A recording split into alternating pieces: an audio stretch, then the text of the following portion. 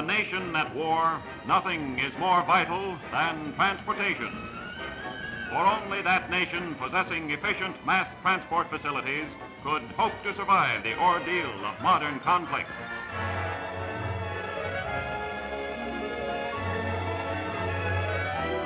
Fortunate are we to be a nation whose economy has ever been geared to the steel rail and the driving locomotive. For this, as never before, is a war of movement. Today, unquestionably, the American railroads are the very backbone of the nation's transportation system. To them has fallen the formidable responsibility of keeping uninterrupted streams of raw materials flowing to maintain production, of delivering foods and essential products to civilian consumers, keeping troops and supplies moving to invasion fronts, handling the incredible phenomenon of wartime travel. Only by smashing every transportation record can the job be done. America's railroads are determined the job will be done. Toward that goal, they know but one motto: keep 'em rolling.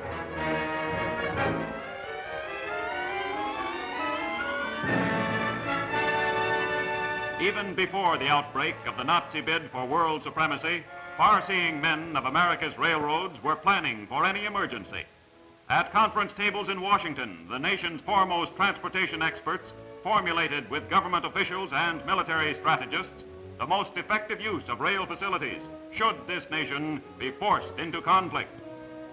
For they well knew that should war come, this time it would be total war, that the most effective use of the railroads would, in great part, determine the ability of the nation to resist. Then, with unexpected suddenness, came the treachery of December 7th. Not been announced, but loss of life is feared to be heavy. The Jap bombers came over Honolulu in successive waves. Tons of demolition and incendiary bombs were loosed on airfields and harbor installations.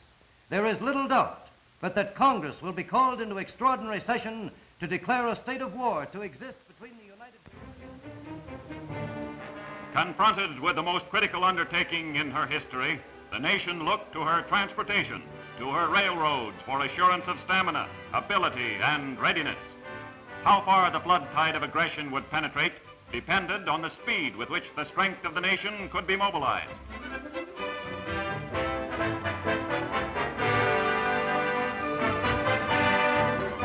Fully cognizant of their tremendous responsibility, utilizing every available car, every piece of equipment, troop and supply trains, destinations obscured by rigid rules of military security, were diverted for immediate activation of trained fighting units. This was no rehearsal, no practice maneuver. This was the real thing. This was war. Benefiting from a century of hard-earned experience, men and machines representing every branch of military service were loaded with flawless efficiency. Then, with the precision of a well-rehearsed miracle, the nation's railroads were started rolling.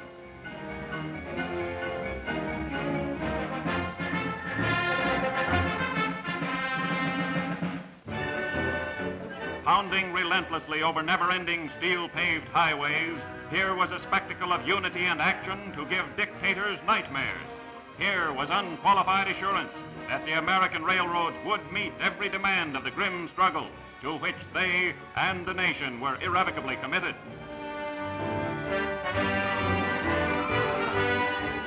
Into embarkation areas, on schedules meticulously planned to avoid congestion, poured weapons, munitions, men, and supplies. Countless trainloads of every conceivable component of logistical planning to be stowed aboard waiting transports without delay to any convoy.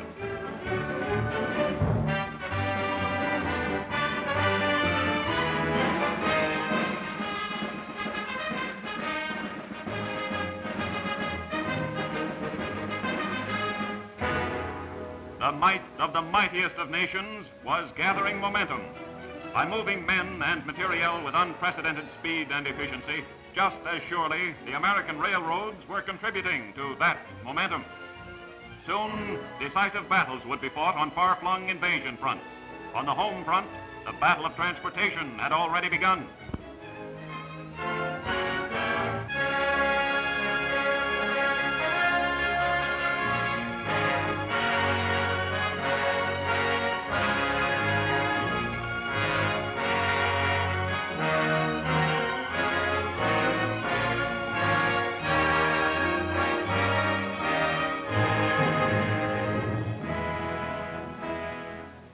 The grim demands of total war grow, America's railroads accept the increasing burden with equally grim determination. Today, with 26,000 fewer locomotives and 600,000 fewer freight cars, they are carrying double the enormous freight volumes of World War I.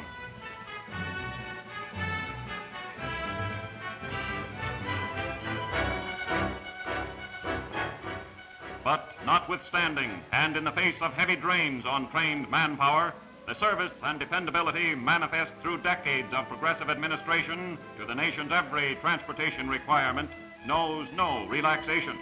Raw materials, food, every commitment, foreign and domestic, is an uncompromising obligation.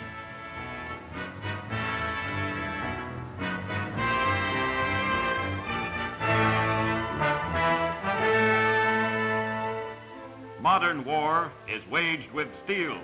From mines far removed, iron ore, indispensable ingredient of steel, depends upon rail transport to initiate the heavy movements to distant reduction plants.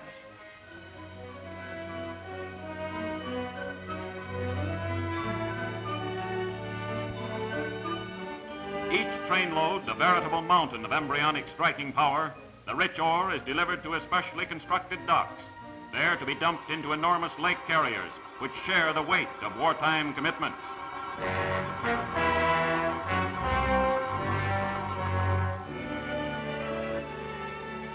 This coordination of lake and land transport is of incalculable importance in maintaining deliveries commensurate with every production requirement.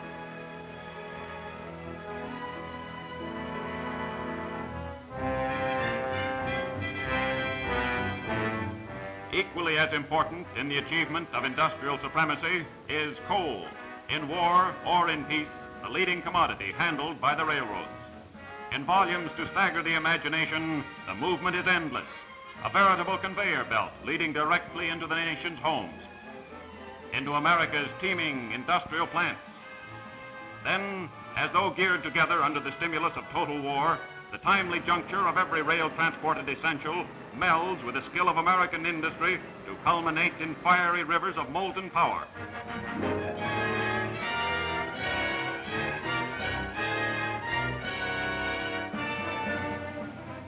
Transporting only a small percentage of Eastern oil requirements before the outbreak of hostilities, the railroads were called upon to perform another transportation miracle, the movement of up to 100 times their normal daily volume. So, with typical American adaptability, they became a moving pipeline from fields to shortage areas, to ocean terminals, for transshipment to fighting fronts. From beginning to end, almost without exception, the railroads are inextricably integrated into every facet of the nation's economy, into every phase of the nation's tremendous war effort. Sure, we're building ships. We're building plenty of them. But we're not building them by ourselves. There isn't a steel mill within hundreds of miles of here, but we're building those ships out of steel. There isn't a forest within 1,000 miles of here, but we're getting the lumber to build our ships. From stem to stern, almost every part has to be brought in. Without the railroads, there wouldn't be any ships. They're building them just as much as we are. Take it from me, those guys are doing a great job.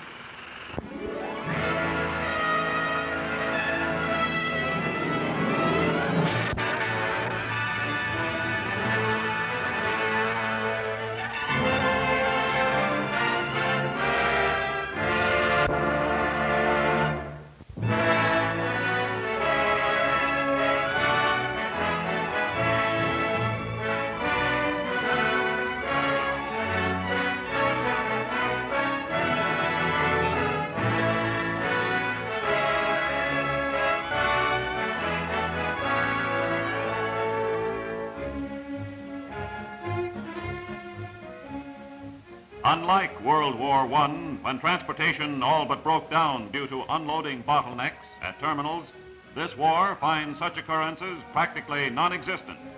In Washington, the freight car movements on every railroad are closely checked through information received by the Association of American Railroads. Should a particular terminal have too many unloaded cars on hand, immediate investigation determines whether further movements to that location should be temporarily discontinued.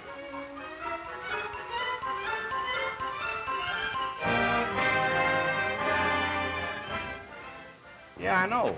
But if I don't keep that stuff in those cars, I won't have room in my warehouse for some important stuff that's coming in. I'm sorry. You'll have to get your freight unloaded and release these cars if you don't want an embargo invoked against you.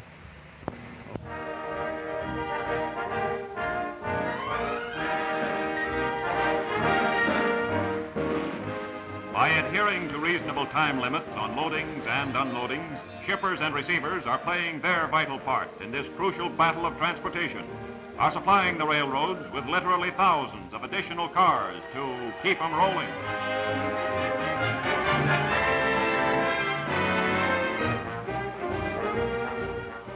Contributing heavily toward creating the greatest pool of carrying capacity ever conceived is one of the commonplaces of American commerce, the fact that the cars of any railroad move unrestricted over the rails of all other lines. The next time you see a freight train, look closely. You'll count almost as many different trademarks as you will cars.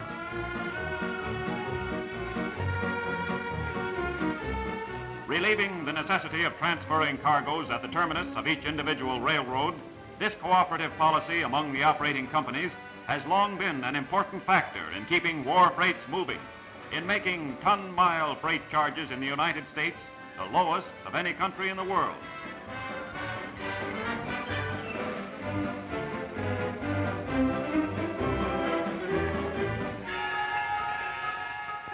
Attesting to the scope of progressive railroading, especially designed ships ferry fully loaded trains across bridgeless waterways, returning them to the rails to perpetuate the continuous motion demanded by commerce and the exigencies of total war.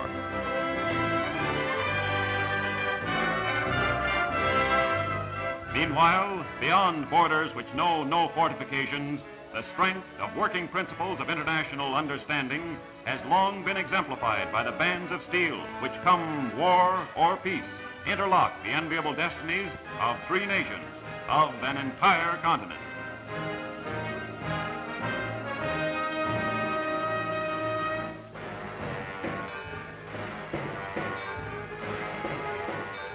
Unquestioned is the unparalleled performance of America's railroads. But behind this crucial battle of transportation stands the American railroad employee.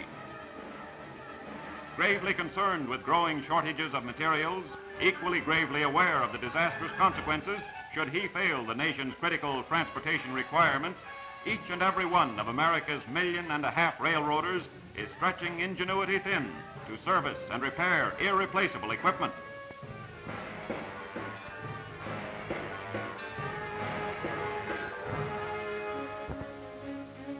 Track, the very foundation of the efficiency and dependability known only to rail transport, must be constantly inspected and maintained to keep war trains rolling.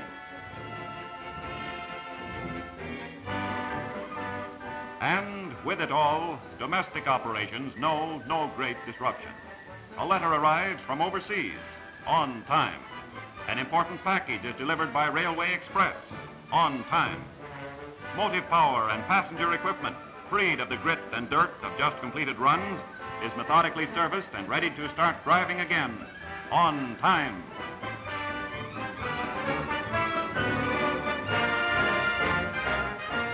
Every 3 seconds of the day and night, another train is started rolling, rolling in the face of every obstacle, because every railroader all along the line is putting behind that movement the spirit of a free and inviolate America.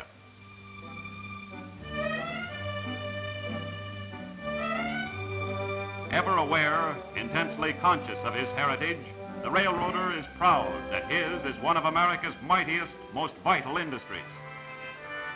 planned and built through the faith and unstinting courage of free men and enterprise, today, as from the very beginning, America's railroads are fighting to maintain, to justify those principles on which they were founded, are expending every energy to ensure that in this land, independent opportunity shall never be denied.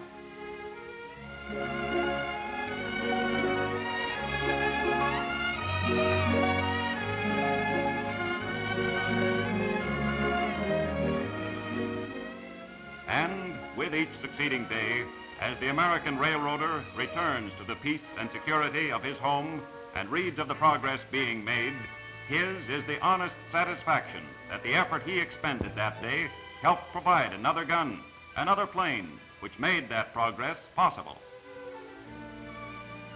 And he will sleep with the firm resolve to do even more tomorrow, for he knows that by his efforts he is helping to bring ever closer the end of conflict and a rebirth of respect for the decencies of mankind. He knows that this is a war which must be won. He knows that this is a war which will be won. He knows that out of this crucible, out of this laboratory of death and destruction, must emerge an even greater United States of America, mature, strong, respected. That benefiting from knowledge earned under the stimulus of total war, will come an even greater network of steel rails dedicated to the peace, progress, and prosperity which this time and for all must endure. He knows that the pattern of things to come is replete with demands and plans for ever greater mass transportation, combining standards and refinements with service and dependability hitherto undreamed of, a degree of safety with speed and low-cost travel comfort never before experienced.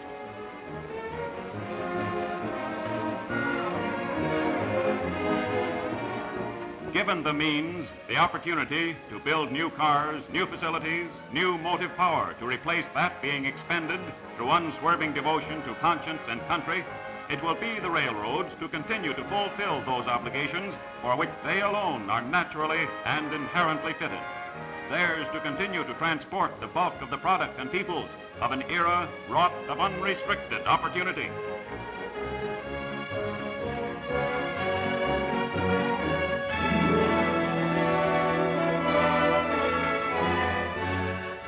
Reflecting abiding faith in the perpetuation of the fundamentals of democracy, at war and at peace, the railroads will ever remain an exemplification of the power, the permanent strength of those principles. Today, they are confronted with the gravest responsibility in the annals of transportation. The struggle may be long, the demands increasingly ponderous, but with confidence in the future and the future beyond, the American railroads are keeping them rolling. Unwearying in their efforts, unfaltering in their trust, they are the lifelines of the nation.